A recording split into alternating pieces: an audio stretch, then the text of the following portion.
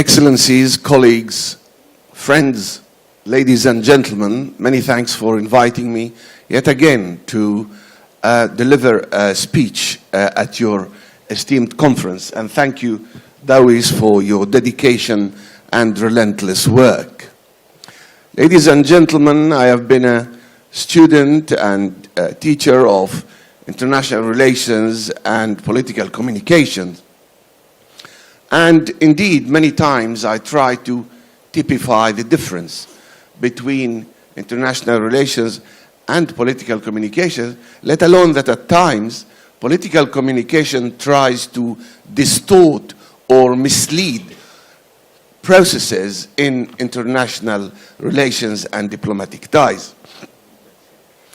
When we talk about issues that are related to international crises, such as the Palestinian cause, we always talk about the position of political global powers, such as the permanent members of the UN Security Council, for example.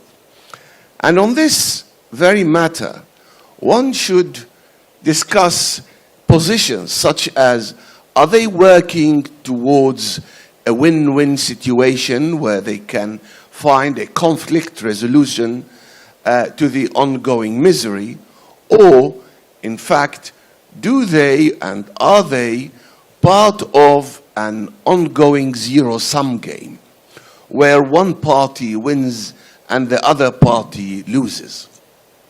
Ladies and gentlemen, I'm sure that you are aware that the Palestinian people have been suffering for at least 107 years since the letter of Lord Balfour was issued in 1917 by the foreign British secretary when he promised a home for the Jewish Zionist organization.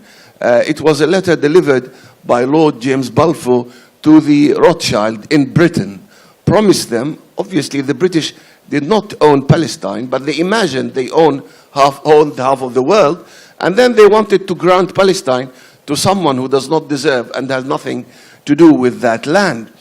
In any case, after 3 decades, in 47, they partitioned Palestine, and they said to the Palestinians that you can only have hardly half of your land and country, and 2 states must be established there.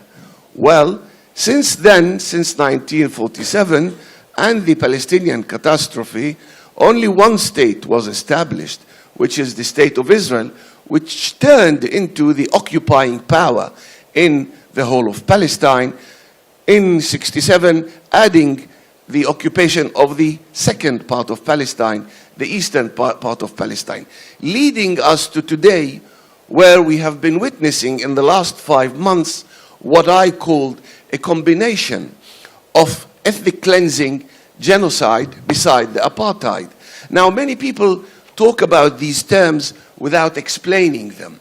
Ladies and gentlemen, we have a threefold project that the Israeli occupation, especially during the regime of Netanyahu, has been implementing. One angle, if you try to imagine a triangle, one angle is apartheid against the Palestinians who became citizens of Israel in what I call Western Palestine, or the technically State of Israel. Now, in the West Bank and Gaza, the Israeli occupation has been increasing settlements and settlers, up to 1 million nearly now of Jewish settlers in the 1967 occupied territories of the West Bank and East Jerusalem. There, they have been perpetrating a slow but in installment genocide and ethnic cleansing. However, during the last 5 months, what we have been seeing is a full-scale ethnic cleansing and genocide in the Gaza Strip, which has been already besieged for the last 17 years from land, sea, and air, to the extent that the Israeli occupation controls every piece of medicine or food and water supply and all the rest of it. Now, as you must have seen at the UN just 2 days ago, most of the members of the UN Security Council have voted for a ceasefire. The only spoiler has been the United States of America, which has been supporting the Israeli occupation. Ladies and gentlemen, as you know, European Jews have suffered at the hands of Nazi Germany, and many of them were slaughtered and butchered in the most abominable manner in Europe during the Second World War. However, being slaughtered and butchered by some Europeans does not grant you a license to butcher and Holocaust other nations 80 years later, nor does it grant the Holocausters, the Germans, to have a second victim after having the first victim, the European Jews, and now they're having a second victim, the victims of their victim, i.e. the Palestinians. Therefore, I go back to the theory of détente and the theory of conflict resolution. Do we want an international community which would like to resolve the conflict peacefully, reaching détente through obviously a win-win situation?